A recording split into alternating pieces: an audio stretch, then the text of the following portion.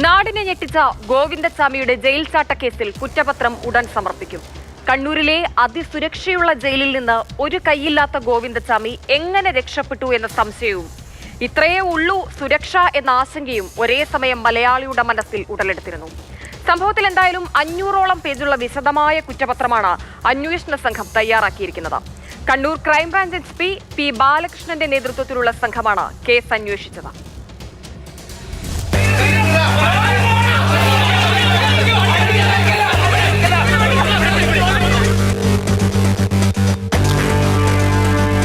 സംഭവം നടന്നിട്ട് 10 മാസമാകുന്നു.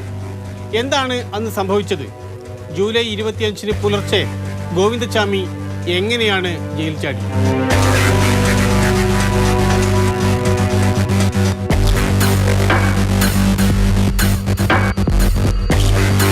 ഗോവിന്ദച്ചാമിയുടെ ജയിൽ ചാട്ടം ആരും മറന്നു കാണില്ല.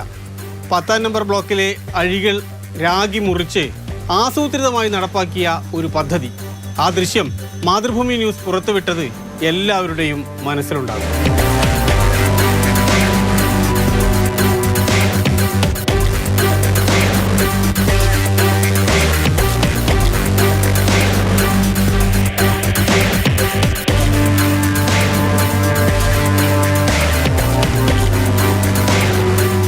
ഗോവിന്ദച്ചാമി തന്ത്രപരമായാണ് ജയിൽ ചാടിയെങ്കിലും തളാപ്പിലെ ഒരു കിണറ്റിൽ നിന്ന് പിടിക്കപ്പെട്ടു. കിണറ്റിൽ നിന്ന് പിടിച്ചു കയറ്റുന്ന ദൃശ്യവും പുറത്തുവിട്ടത് മാതൃഭൂമി ന്യൂസ്. ഒരുപക്ഷെ ഗോവിന്ദച്ചാമിയെ പിടികൂടിയതായിട്ടുള്ള ദൃശ്യങ്ങൾ തത്സമയം ഗോവിന്ദച്ചാമിയെ പിടിച്ചിരിക്കുന്നു. മാതൃഭൂമി ന്യൂസിൽ പ്രേക്ഷകർ കാണുന്നത് തത്സമയ ദൃശ്യങ്ങളാണ്. രാഹുൽ പറഞ്ഞോളൂ. ഗോവിന്ദച്ചാമി പിടിയിൽ ഗോവിന്ദച്ചാമിയെ പിടികൂടുന്ന ദൃശ്യങ്ങൾ മാതൃഭൂമി ന്യൂസിലൂടെ കാണും. ഗോവിന്ദച്ചാമിയെ കിണറ്റിനകത്ത് ഒളിച്ചിരിക്കുകയായിരുന്നു. ഗോവിന്ദച്ചാമിയെ പിടികൂടുകയാണ്. മാതൃഭൂമി ന്യൂസിലൂടെ തത്സമയം കാണാം പ്രേക്ഷകർക്ക്. ജയിൽ ചാട്ടത്തിന് പിന്നിൽ ആരായിരുന്നു എന്നതാണ് പ്രധാനപ്പെട്ട ചോദ്യം. ജയിലിനകത്തു നിന്ന് സഹായങ്ങൾ കിട്ടിയോ? പുറത്തു നിന്ന് സഹായങ്ങൾ കിട്ടിയോ? എന്തിനാണ് ജയിൽ ചാടിയത്? എങ്ങോട്ടാണ് പോകാൻ പദ്ധതിയിട്ടത് എന്നൊക്കെയായിരുന്നു ക്രൈംബ്രാഞ്ച് അന്വേഷിച്ചത്.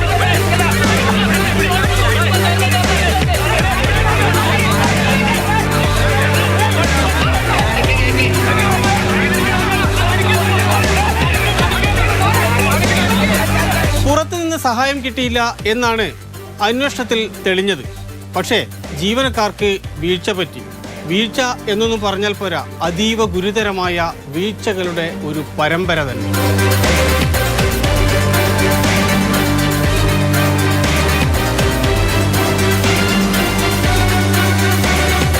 എന്തൊക്കെയാണ് വീഴ്ചകൾ എന്നല്ലേ? തടവ് ചാടിയത് അറിയാൻ വൈകി എന്ന് വെച്ചാൽ വളരെയധികം വൈകി. 4 മണിക്കൂർ വൈകി. ജയിൽ വളപ്പിൽ ഇറങ്ങി നടന്നിട്ടും ജീവനക്കാർ അതറിഞ്ഞില്ല. ഒളിച്ചിരുന്നു, അതും കണ്ടില്ല. പാത്രം എറിയുന്ന ശബ്ദം കേട്ടിട്ടും ജീവനക്കാർ ശ്രദ്ധിച്ചില്ല. അപ്പോഴെല്ലാം അവർ ഫോണിൽ കളിച്ചുകൊണ്ടേയിരുന്നു. ഇതിനെല്ലാം പുറമെ ശരീരം മെലിയാൻ ഭക്ഷണം നിയന്ത്രിച്ചത് ജീവനക്കാരുടെ ശ്രദ്ധയിൽപ്പെട്ടില്ല. പലപ്പോഴും പട്ടിണി കിടന്നതും ജീവനക്കാർ ഓർത്തതേയില്ല.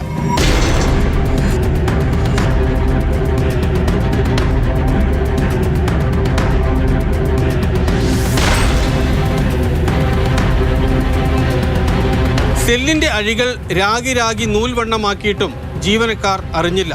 പരിശോധനകൾ പ്രഹസനമായിരുന്നു. 4 മാസം ഗോവിന്ദച്ചാമി അഴിയേർക്കാനെടുത്തു. എന്നിട്ടും ജീവനക്കാർ അത് കണ്ടതേയില്ല.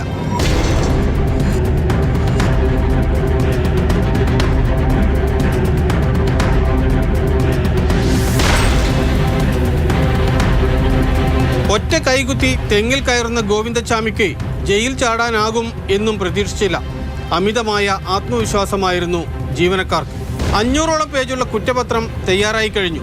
ഇനി ഒരു റിപ്പോർട്ട് കൂടി കിട്ടിയാൽ ഉടൻ കോടതിയിൽ സമർപ്പിക്കും.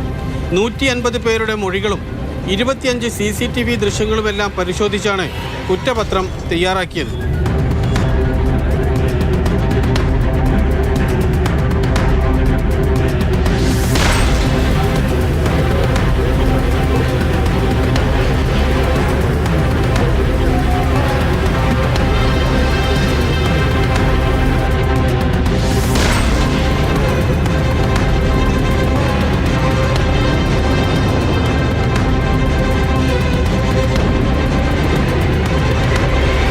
പുറത്തു നിന്നുള്ള സഹായം കിട്ടിയില്ല എന്ന പോലീസിന്റെ കണ്ടെത്തൽ ശരിയാകാനാണ് സാധ്യത.